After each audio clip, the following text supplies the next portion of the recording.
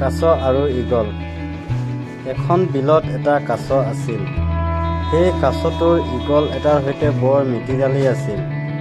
যেতিয়া ঈগল চৰাইটোৱে বিলখনৰ ওপৰেদি উৰা মাৰি যায়, তেতিয়াই এবাৰ হ'লেও বিলত থকা কাছটোৰ সৈতে সুখ দুখৰ কথা পাতে, ৰং ধেমালি কৰে। এনেকৈয়ে সিহঁতৰ বন্ধুত্ব ক্ৰমে গভীৰ হয়। ঈগল চৰাইটোৱে আকাশত উৰি ফুৰিব পাৰে। তাকে দেখি কাছৰো আকাশত উৰিবৰ খুব মন যায়। এদিনাখন কাছই ঈগলক অতি কোমল মাতেৰে ক'লে, বন্ধু, মোৰ তোমাৰ নিচিনাকৈ আকাশত উৰি ফুৰিবৰ মন গৈছে। মোৰ এই হেঁপাহ তুমি পূৰ কৰিবানে? কাছৰ কথা শুনি ঈগল চৰাইটোৱে কিছু আচৰিত হ'ল আৰু কাছক ক'লে, বন্ধু, মোৰ দৰে তোমাৰ ডাঙৰ ডাঙৰ ডেউকা নাই, গতিকে তুমি আকাশত উৰাৰ আশা নকৰিবা। কাৰণ মই যেনেকৈ তোমাৰ দৰে পানীত ডুব মাৰি সাঁতুৰিব নোৱাৰোঁ, ঠিক তেনেকৈয়ে দুখন পাখি অবিহনে তুমি আকাশত উৰিব নোৱাৰা। তুমি যদি আকাশত উৰিবলৈ যোৱা, তেতিয়া ওপৰৰ পৰা পৰি তোমাৰ মৃত্যুহে হ'ব।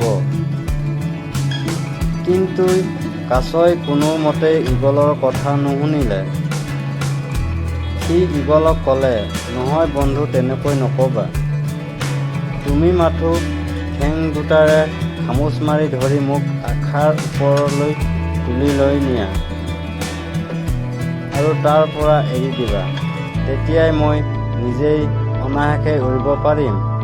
এনেকৈয়ে কাছটোৱে ঈগলক আকাশলৈ উৰুৱাবলৈ নিয়াৰ কথাটোতহে অকৰাৰ দৰে লাগি থাকিল।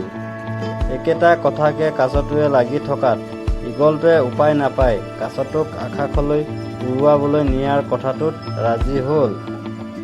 সেই উদ্দেশ্য এদিন ঈগল তাৰ শক্তিশালী দুয়োটা ঠেঙেৰে কাছটোক খামোচ মাৰি ধৰি আকাশলৈ উৰুৱাবলৈ লৈ গ'ল।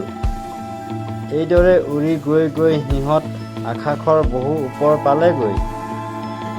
তেতিয়া ঈগলে কাছক ক'লে, বন্ধু, এতিয়া তুমি নিজেই উৰিবলৈ চেষ্টা কৰা, মই তোমাক এৰি দিম।